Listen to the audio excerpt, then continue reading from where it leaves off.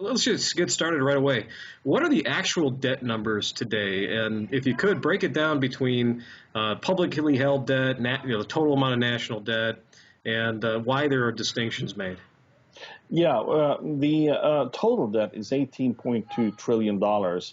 As of the end of 2014, that happened to be 102% of our GDP, which kind of marks a symbolic but important threshold that we're passing. About 13.1 trillion of that is so-called public debt. And that's about 72% of the total debt.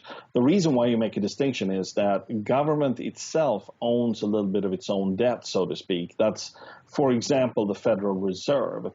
Now, some people say that doesn't count, but it does, because a debt obligation is a debt obligation.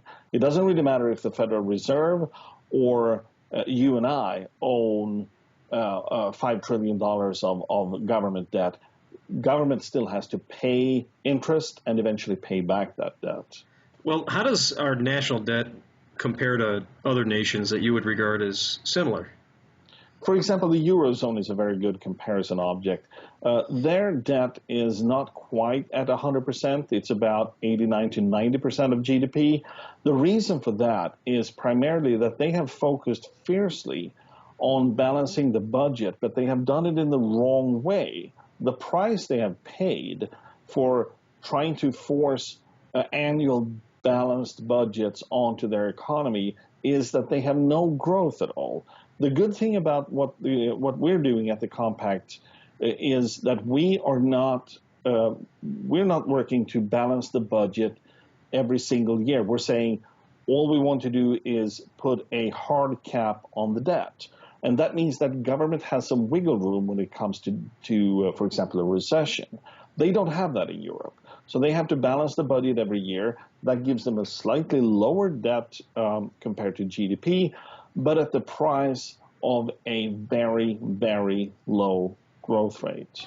Well, you kind of anticipated my main next area of inquiry is, there's different criticisms of balanced budget amendments, different kinds of balanced budget amendments. What are the typical criticisms of a balanced budget amendment coming from the center left, and how does the Compact for a Balanced Budgets Amendment address those criticisms?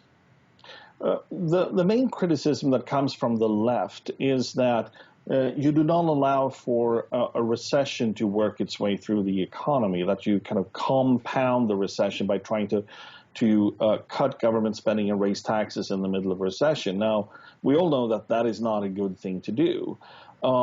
But there have been proposals for balanced budget amendments in the past, over the past 30, 35 years, that have targeted the annual budget. We do not do that. We take a step back and say, if Congress can keep the actual debt at, say, 80, 90% of the debt ceiling, then if they run into a recession and have to deficit spend for a while, that's fine, so long as they do not raise the total debt above the debt ceiling. So there is a little bit of a padding there. We had taken that into consideration when we designed our amendment. Now, of course, there's also criticisms of balanced budget amendments on the right. What are the typical criticisms on the right, and how does the balanced budget amendment at the heart of the Compact for a Balanced Budget deal with those criticisms? The first and foremost criticism you hear from the right is that we're setting ourselves up to raise taxes massively, to save, so to speak, the budget. What we've done in the Compact is that we have put incentives in for tax reforms that will take us away from punishing income with taxes over to a consumption-based tax system, which is much more lenient when it comes to the economy. There's a lot of research that shows it's a better way to tax. And what we've also done is we've put a disincentive, so to speak, toward tax increases. So you need a larger majority in Congress to vote for tax increases than you do to reform the tax system in the direction of a growth-oriented consumption tax base. How does government borrowing affect economic growth and jobs? in a short term, if you look at it just a couple of years over a business cycle, it doesn't make much difference. The problems come when you keep borrowing and borrowing over a long period of time. We have, since the late 1960s, only had 4 years with a budget surplus. All the other years, over almost half a century, have been deficit years. What happens when you do that is that you pile up not only a huge cost of interest, but you also pile up a payback obligation, so to speak, for the future. Let me give an example of what this means. If we were to take the $18 trillion in debt now and pay it back over 100 years, that would require tax increases of $180 billion a year, every year. And that's just at the debt we're at now. So that is the negative side of borrowing. But again, I want to emphasize this. If you borrow for just a couple of years to get through a recession, it doesn't really affect the economy. It's the long-term consequences that matter. I'm going to ask you, just imagine a world where the balanced budget amendment at the heart of the Compact for a Balanced Budget were in place, where there was a hard limit on the borrowing capacity of the federal government, say, limited at $21 trillion, where there was a disincentive to engage in across-the-board tax increases. But if you did have to do a tax increase, it would result in either a flatter code or a more consumption tax-oriented code. In that world, what would you expect to happen to economic growth and jobs, and why?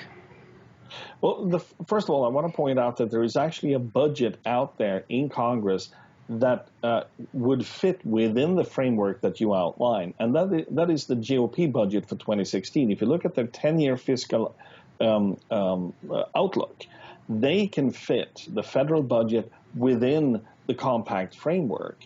So that is a positive aspect of our future right there, without making any huge changes to what government is doing already. We can actually balance the budget within the next 10 years.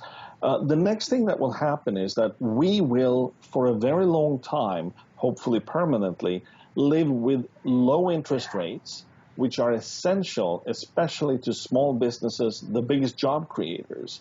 We will also make sure that we have a grip on what the cost for the debt is, that it will never go up. This gives the millennial generation especially a good chance to build their future the way they want it, so that they will not be held hostage, if you will, to the mistakes that we have made in the past. So it doesn't take a whole lot for us to get to a point where we have a balanced budget under the compact BBA and where we can start seeing a growing economy again.